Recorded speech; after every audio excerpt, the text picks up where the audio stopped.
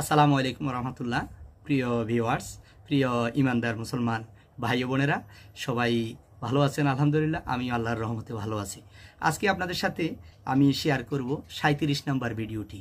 37 নম্বর ভিডিওটিতে একটি হাদিস নিয়ে আলোচনা করব এবং হাদিসের যে বিষয়বস্তুটা আছে, যে শিক্ষণীয় বিষয়টা আছে, এটা নিয়ে আপনাদের সাথে একটু করে কথা বলবো আমার মেধা অনুযায়ী, আমার জ্ঞান অনুযায়ী। ঠিক আছে?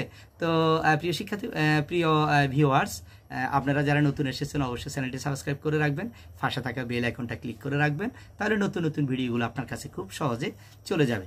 আসেন আমরা হাদিসটি পড়ি। আমরা হাদিসটি পড়ছি, আমি আমলের নিয়তে, আপনারাও শুনবেন আমলের নিয়তে। তাহলে আল্লাহ তাআলা আমাদের আমলের ভিতরে বরকত দিয়ে দিবেন। বিসমিল্লাহির রহমানির রহিম। হযরত আনাস ইবনে মালিক রাদিয়াল্লাহু তাআলা আনহু থেকে বর্ণিত আছে যে একদিন রাসূলুল্লাহ সাল্লাল্লাহু আলাইহি সাল্লামের সহিত হযরত মুআয রাদিয়াল্লাহু তাআলা আনহু একই উটের পিঠে সাওয়ার ছিলেন। দুজনে একসাথে করে উটের পিঠে করে সাওয়ারে হচ্ছিলেন, মানে কোথাও ভ্রমণে যাচ্ছেন। হ্যাঁ, রাসূলুল্লাহ সাল্লাল্লাহু আলাইহি সাল্লাম বলিলেন, হে মুআয ইবনে জাবাল। তিনি আরজ করিলেন, হে আল্লাহর রাসূল, আমি হাজির।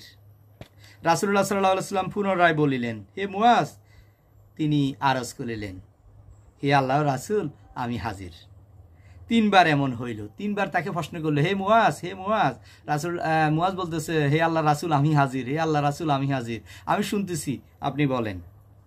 যে ব্যক্তি খাঁটি মনে সাক্ষ্য দেয়, যে খাঁটি মনে ইখলাসের নিয়ত, দিল পরিষ্কার করে যিনি সাক্ষ্য দিবে, আল্লাহ ছাড়া কোনো মাবুদ নাই, আল্লাহ তাআলা ছাড়া কোনো মাবুদ নাই, তিনি এক, আল্লাহ ছাড়া কোনো মাবুদ নেই, এবং মুহাম্মদ সাল্লাল্লাহু আলাইহি ওয়াসাল্লাম আল্লাহ তাআলার প্রেরিত রাসূল, আল্লাহ তাআলার রাসূল। মনে প্রাণে সাক্ষ্য দিবে আল্লাহ তাআলা এক, আল্লাহ ছাড়া কোনো মাবুদ নাই, রাসূলুল্লাহ সাল্লাল্লাহু আলাইহি ওয়াসাল্লাম আল্লাহর প্রেরিত রাসূল। এটা মনে প্রাণে যে বিশ্বাসের সহিত সাক্ষ্য দিবে, আল্লাহ তাআলা এইরূপ ব্যক্তিকে দুজকের উপর হারাম করিয়া দিয়েছেন। সুবহানাল্লাহ। বলতেছে, যে মনে প্রাণে সাক্ষ্য দিবে, মনে প্রাণে বিশ্বাস করবে আল্লাহ এক, আল্লাহ ছাড়া কোনো মাবুদ নাই, রাসূলুল্লাহ সাল্লাল্লাহু আলাইহি ওয়াসাল্লাম আল্লাহর প্রেরিত রাসূল, আল্লাহ তাআলা তার জন্য দুজকের আগুন কি করে দিবে? হারাম করে দিবে। সুবহানাল্লাহ, কত বড় কথা। হযরত মুআয রাদিয়াল্লাহু তাআলা আনহু এই সুসংবাদ শুনিয়া আরজ করিলেন, এমন একটা সুসংবাদ, এমন একটি খবর, এমন একটি ভালো খবর পৃথিবীতে আর নাই। এই কথাটা শুনে মুআয রাদিয়াল্লাহু তাআলা আরজ করিলেন, আবার জিজ্ঞাসা করলেন, আমি কি লোকদেরকে ইহার খবর দিব না, যাহাতে তারা খুশি হইয়া যায়? হে আল্লাহ রাসূল, আমি কি এই খবরটা, এই সংবাদটা আমি কি আমার সাহাবীদের, অন্য আমার ভাইদেরকে, আমার প্রতিবেশী ভাইদেরকে, আমার সাহাবীদেরকে আমি কি এটা জানাবো না? আমি কি তাদেরকে খুশি হওয়ার জন্য বলবো না? রাসূলুল্লাহ সাল্লাল্লাহু আলাইহি সাল্লাম ইরশাদ করিলেন, তখন তাহারা উহার উপর ভরসা করিয়া বসিয়া থাকিবে, আমল করা ছাড়িয়া দিবে। বলতেছে, তারা কিন্তু আবার এই কথা যখন শুনবো, হ্যাঁ, আমি মনে প্রাণে বিশ্বাস করছি আল্লাহ ছাড়া কোনো মাবুদ নাই, রাসূলুল্লাহ সাল্লাল্লাহু আলাইহি সাল্লাম আল্লাহর প্রেরিত রাসূল, দেখো আবার তারা কি অন্য আমলগুলো ছেড়ে বসে থাকে। কারণ আমরা তো আল্লাহ তাআলা আমাদের দুজক হারাম করে দিয়েছে, কারণ আমরা মনে প্রাণে বিশ্বাস করেছি আল্লাহ তাআলা রাসূল এক, আল্লাহ তাআলা এক, আল্লাহ ছাড়া কোনো মাবুদ নাই, রাসূলুল্লাহ সাল্লাল্লাহু আলাইহি সাল্লাম আল্লাহর প্রেরিত রাসূল। এটা মনে প্রাণে বিশ্বাস করছি, দুজক আমাদের জন্য হারাম হয়ে গেছে। সুবহানাল্লাহ। হযরত আনাস রাদিয়াল্লাহু তাআলা বলেন, হযরত মুআয রাদিয়াল্লাহু তাআলা আনহু এ ভয়ে যে হাদিস গোপন করার গুনাহ না হইয়া যায়, জীবনের শেষ মুহূর্ত লোকদের মধ্যে এই হাদিস বর্ণনা করিয়াছেন। মৃত্যুর আগ পর্যন্ত এই হাদিসগুলো বর্ণনা করেছেন, মানুষদেরকে বুঝিয়েছেন। ফায়দা, যে সকল হাদিসে শুধু লা ইলাহা ইল্লাল্লাহ মুহাম্মাদুর রাসূলুল্লাহ এর সাক্ষ্যের উপর দুজকের আগুন হারাম হওয়া উল্লেখিত আছে, হাদিস ব্যাখ্যাকারকগণ এরূপ হাদিস সমূহের দুইটি অর্থ বর্ণনা করেছেন। যেসব হাদিসে বলা আছে রাসূলুল্লাহ সাল্লাল্লাহু আলাইহি সাল্লাম আল্লাহর রাসূল এবং আল্লাহ এক, এই কথাটা মনে প্রাণে সাক্ষ্য দিয়েছে, বিশ্বাস করেছে, হ্যাঁ, আল্লাহ তাআলা তার জন্য দুজককে হারাম করে দিয়েছেন। যে হাদিসে এই ঘটনাগুলো রয়েছে, এখানে বিভিন্ন হাদিস বিশারদগণ, ব্যাখ্যাকারীগণ দুইটি বর্ণনা দিয়েছেন।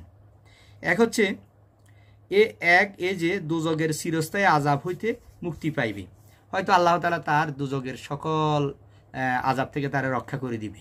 এটা একটা, অর্থাৎ কাফির মুশরিকদের মতো চিরস্থায়ীভাবে তাদেরকে দুর্যোগে রাখা হইবে না।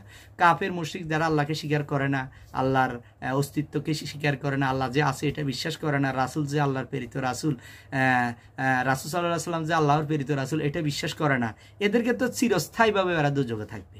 কিন্তু যারা মনে প্রাণে বিশ্বাস করেছে, হয়তো বা একদিন আল্লাহ তাআলা তাদেরকে ওখান থেকে বের করে নিয়ে এসে আবার ব্যস্ত দান করিবেন, এটা বলতেছে। তারপরে হচ্ছে যদি মন্দ আমলের শাস্তির জন্য কিছু সময় দোজখে রাখা হইবে, হয়তো বা এরকম হইতে পারে সে যে অন্যায় করেছে, সে যে ভুল করেছে, সে যে অন্যের প্রতি জুলুম করেছে, হয়তো এই ভুলের জন্য, এই পাপের জন্য আল্লাহ তাআলা তাকে দোজখে কিছুদিন রাখবে, শাস্তি দিবেন, হ্যাঁ দিবেন। দ্বিতীয়ত এই যে লা ইলাহা ইল্লাল্লাহ মুহাম্মাদুর রাসূলুল্লাহ, সাক্ষ্যের ভিতর পুরা ইসলামী জিন্দিগি অন্তর্ভুক্ত রহিয়াছে। হয়তো বা এটা হয়েছে যে রাসূল লা ইলাহা ইল্লাল্লাহ মুহাম্মাদুর রাসূলুল্লাহ, এই কথাটার অর্থ হচ্ছে তার পুরো জিন্দিগি হচ্ছে আল্লাহ এবং আল্লাহ রাসূলের বিধিবিধান অনুযায়ী চলেছে, আল্লাহ তাআলার কথা মতো চলেছে, রাসূলের হাদিস অনুযায়ী চলেছে, ঠিক আছে। হয়তো পুরো জিন্দিগিটা বোঝানো হয়েছে। যে ব্যক্তি খাঁটি অন্তরে এই বুঝিয়া শুনিয়া এ সাক্ষ্য দিয়েছে, তাহার জিন্দিগি পরিপূর্ণরূপে দিন ইসলামের মোতাবেক হইবে। যে একেবারে মনে প্রাণে বিশ্বাস করেছে, তাহলে আল্লাহ যেহেতু এক, রাসূল আসলাম আল্লাহ প্রেরিত রাসূল, তাহলে তার দ্বারা কোনো অন্যায় হতে পারে না, কখনো ভুল হতে পারে না। সে 5 ওয়াক্ত নামাজ জামাতে পড়বে, অন্যের হক নষ্ট করবে না, অন্যের ক্ষতি করবে না, মিথ্যা কথা বলবে না, তাই না, সুদ খাবে না, ঘুষ খাবে না, ঠিক আছে, কোনো অপকর্মের সাথে সে জড়িত হতে পারে না। আল্লাহ তাআলা এই লোককে হয়তো হাদিসের ব্যাখ্যাকারগণ এইভাবে বর্ণনা করেছেন, হয়তো আল্লাহ তাআলা তাকে শাস্তি দিয়ে আবার দোজখ থেকে তাকে ব্যস্ত দান করিবেন। এটা হচ্ছে হাদিসের শিক্ষা। তো এই জন্য আমরা যারা মনে প্রাণে আমাদের আল্লাহ এক, আল্লাহ ছাড়া কোনো মাবুদ নাই, এই পৃথিবীর সব কিছু আল্লাহ তাআলা, যে আমরা যা কিছু দুই চোখে দেখি বা না দেখি সব কিছু আল্লাহ তাআলার সৃষ্টি। আমরা যত কিছু দেখি বা না দেখি আমাদের দুই চোখে, সাগরের নিচে কি আমরা দেখি, আসমানের উপরে কি আছে আমরা দেখি, মাটির নিচে কি আছে দেখি, আমরা বাতাস আছে এটা দেখি, বাতাস আছে অনুভব করি কিন্তু দেখি না, ঠিক আছে। তো এই সব কিছু যা কিছু দেখি বা না দেখি সব কিছু আল্লাহর সৃষ্টি। এটা আমরা মনে প্রাণে যখনই বিশ্বাস করব, তখন আমার দ্বারা কখনো অন্যায় হবে না, কোনো ভুল হবে না, অন্যের ক্ষতি হবে না, ঠিক আছে। সবাই ভালো থাকবেন, সুস্থ থাকবেন। আজকে এই হাদিসটি এতটুকু আলোচনা করলাম। ভালো থাকবেন। আসসালামু আলাইকুম ওয়া রাহমাতুল্লাহ।